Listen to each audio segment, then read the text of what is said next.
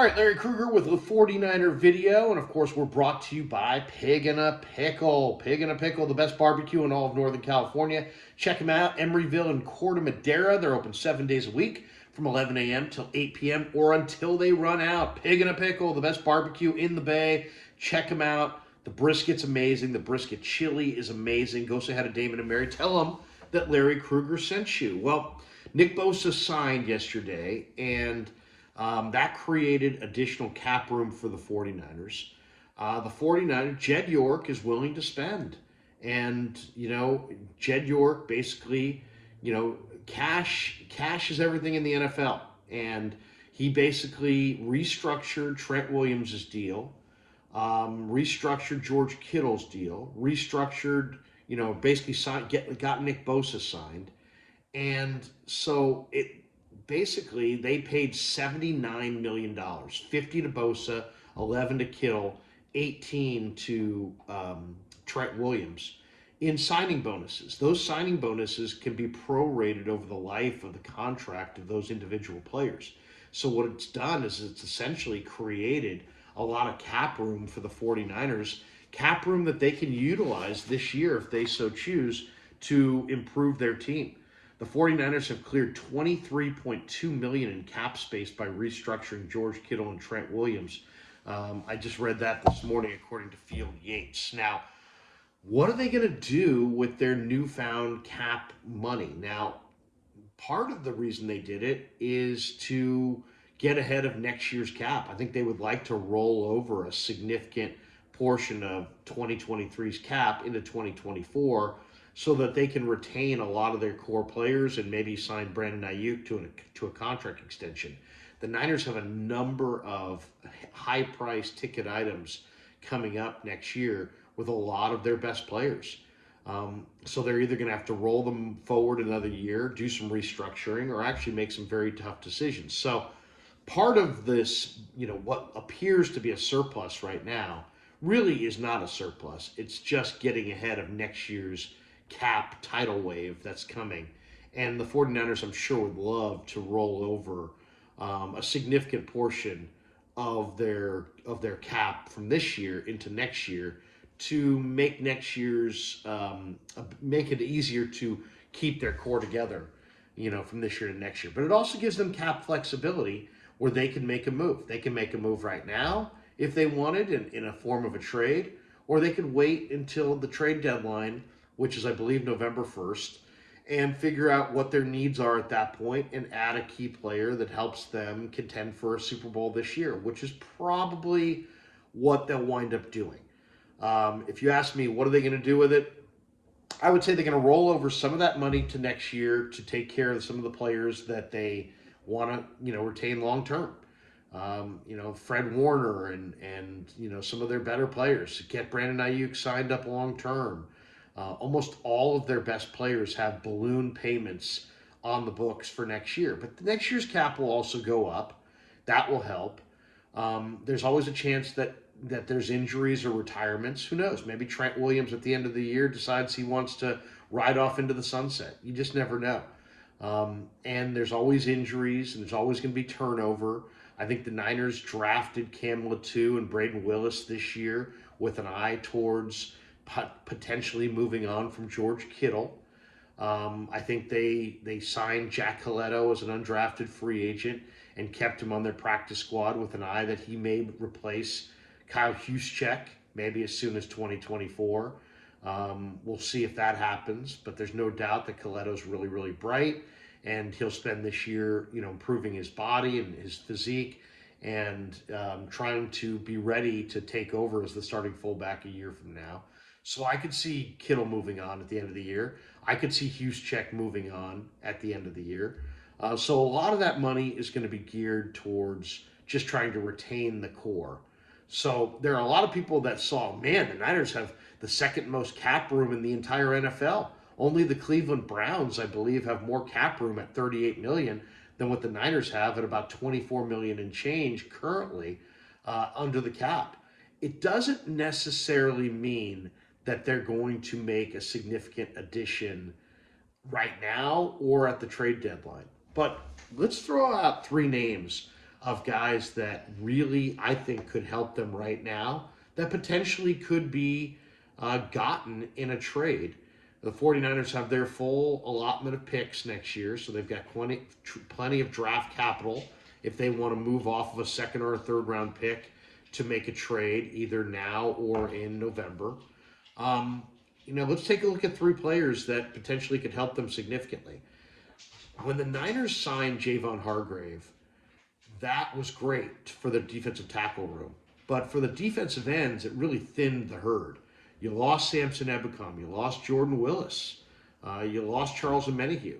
And those guys had to be sacrificed in free agency because you were giving that money to Javon Hargrave. And I think the 49ers, if they had to do it again, they would do it again.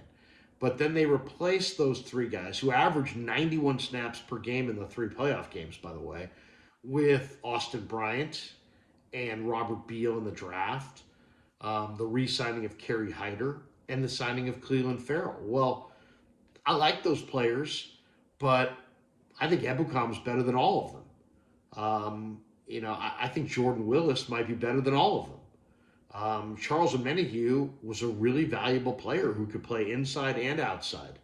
And even though Omenihu's had some problems off the field this year, he's a big-time player. So those were significant players. I mean, you can make an argument when the Niners took their number one defensive line off the field, and they ran their twos and threes out there, they didn't lose a whole lot.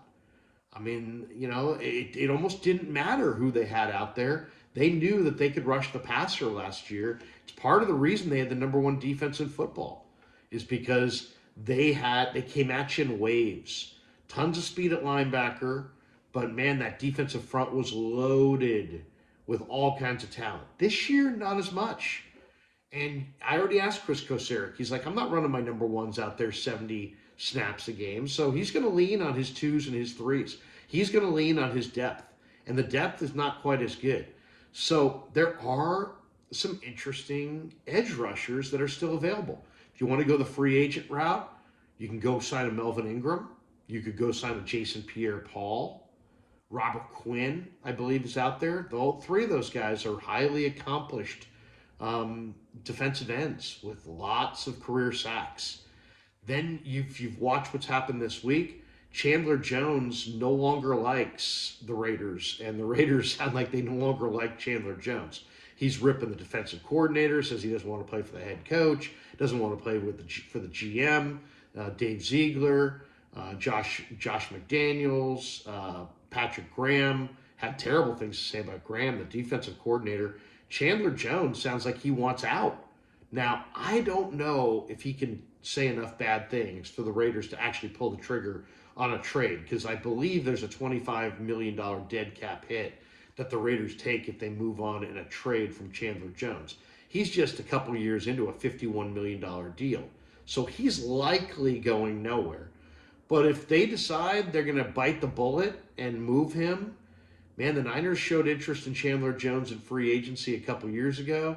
He would be an ideal extra rusher for the 49ers. Let's throw another name out there. Brian Burns, Carolina, wants a new contract. He's a phenomenal edge rusher.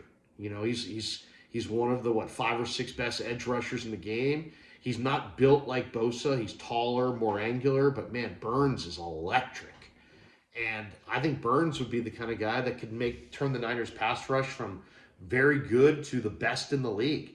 I mean, he could be the guy that gets you over the top, over Philly, over Kansas City. So maybe you make a trade for Brian Burns and add him to your mix and use some of that, extra cap room on Burns. So there's some elite guys.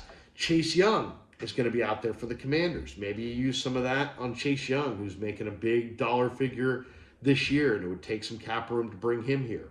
But so you got 3 defensive ends that I threw at you in free agency, 3 defensive ends that I threw at you as far as trade candidates.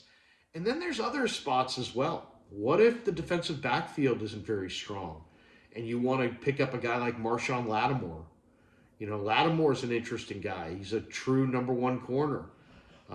Lattimore opposite Mooney Ward would give the Niners maybe the best corner tandem they've had since Eric Davis and Deion Sanders in 1994, which, by the way, was the last time the Niners won the Super Bowl. Maybe there's an offensive tackle out there if Colton McKivitz struggles. Maybe the Niners decide they want to, block Jonathan Taylor from becoming an Eagle or a Chief or a Cowboy, and try to acquire a guy like Taylor and add him to their incredibly awesome array of offensive weapons. This $24 million of additional cap room give them flexibility to now either roll it over and retain their core a year from now, or potentially get involved on one of these big boy veteran trades that could happen any point between now and the end of October. So the restructures, I mean, credit Jed. All these people say Jed's cheap, Jed's cheap, Jed's cheap. Jed just paid $79 million yesterday in bonus money to Williams, Kittle, and Bosa, because his football people told him it was the right thing to do. So Jed will cut the check when and where his football people tell him he should cut the check.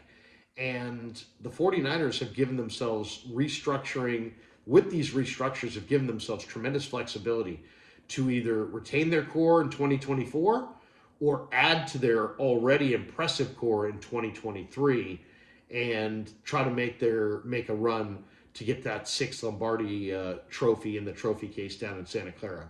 All right, hope you enjoyed the video. Thanks to Pig and a Pickle for being the title sponsor of The Krug Show. Thanks to all you guys for supporting The Krug Show on YouTube.